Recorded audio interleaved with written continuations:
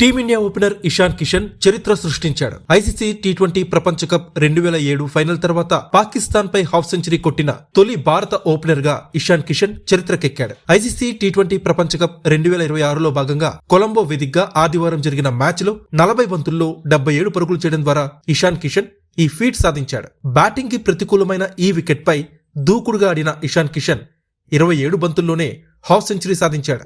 గత 19 ఏళ్లలో ఏ భారత ఓపెనర్ కూడా పాకిస్తాన్ పై టీ20 ప్రపంచ కప్ లో హాఫ్ సెంచరీ సాధించలేదు. చివరగా 2007లో టీ20 వరల్డ్ కప్ ఫైనల్లో గౌతమ్ గంభీర్ ఓపెనర్ గా వచ్చి పాకిస్తాన్ పై హాఫ్ సెంచరీ సాధించాడు. ఆ మ్యాచ్ లో గౌతమ్ గంభీర్ 75 పరుగులు చేశాడు. అప్పటి నుంచి ఇప్పటి వరకు ఏ భారత ఓపెనర్ కూడా హాఫ్ సెంచరీ సాధించలేదు. రోహిత్ శర్మ, శిఖర్ ధావన్, కేఎల్ రాహుల్ ఓపెనర్ గా బరిలోకి దిగిన పాకిస్తాన్ పై 50 పరుగులు చేయలేకపోయారు. ఒకవైపు మరో ఓపెనర్ అభిషేక్ శర్మ డకౌట్ అయి తీవ్రమైన ప్రెషర్ లో ఉన్న సమయంలో ఇషాన్ కిషన్ అత్యంత బాధ్యతాయుతంగా ఆడి ఈ మైలురాయిని చేరుకున్నాడు. రెండో వికెట్ కి తిలక్ వర్మతో కలిసి 87 పరుగులు జోడించాడు. ఇందులో ఇషాన్ కిషన్ వే 77 పరుగులు కావడం గమనార్హం. హెడ్ కోచ్ గౌతమ్ గంభీర్ కూడా ఈ ఫీట్ సాధించిన ఇషాన్ కిషన్ పై డగౌట్ లో చాలా ఇంప్రెస్ అయ్యాడు. ప్రస్తుతం ఇషాన్ కిషన్ పై నెటిజన్లు ప్రశంసల జల్లు కురిపిస్తున్నారు.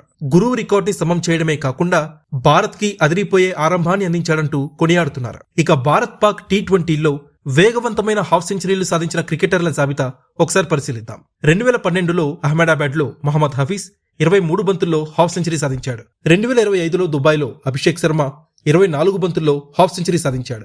2026లో కొలంబోలో ఇషాన్ కిషన్ 27 బంతుల్లో హాఫ్ సెంచరీ సాధించాడు. 2012లో అహ్మదాబాద్ లో యువరాజ్ సింగ్ 29 బంతుల్లో హాఫ్ సెంచరీ సాధించాడు. ఇక భారత్ పాక్ టీ20లో అత్యధిక వ్యక్తిగత స్కోర్లు సాధించిన క్రికెటర్ల జాబితా ఒకసారి పరిశీలిద్దాం. 2022లో మెల్బోర్న్ లో విరాట్ కోహ్లీ 82 పరుగులు చేసి నాట్అవుట్ గా నిలిచాడు. 2021లో దుబాయ్లో మొహమ్మద్ రిజ్వాన్ 79 పరుగులు చేసి నాట్అవుట్ గా నిలిచాడు. ఇక 2012లో కొలంబోలో విరాట్ కోహ్లీ 78 పరుగులు చేసి నాట్అవుట్ గా నిలిచాడు. ఇక 2026లో కొలంబోలో ఇషాన్ కిషన్ 77 పరుగులు చేశాడు.